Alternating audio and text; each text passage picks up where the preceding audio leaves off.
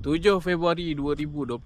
Okey, ramai lagi rakyat Malaysia yang tak tahu kelebihan dekat Mersing, pulau-pulau dia guys.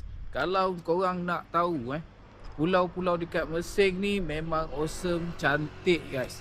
Kalau korang nak dapatkan vibe pulau yang pasir cantik, putih, okey, dia punya air laut yang jernih, view pulau memang padu.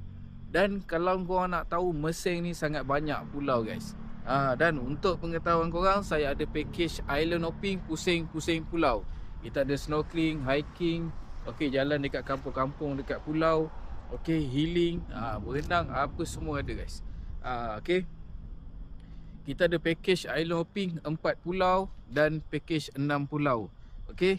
Harga dari RM150, RM170 untuk seorang dewasa. Kanak-kanak dengan baby kira lain. Okey, so siapa yang nak booking untuk island hopping pulau-pulau Mersing Johor, bercuti dekat pulau-pulau Mersing Johor, okey, untuk sehari punya trip day trip, korang boleh DM saya untuk booking guys. Lokasi saya sekarang dekat Bukit Cantik Mersing, Stindan View. Ni malam tak berapa nampak sangat guys.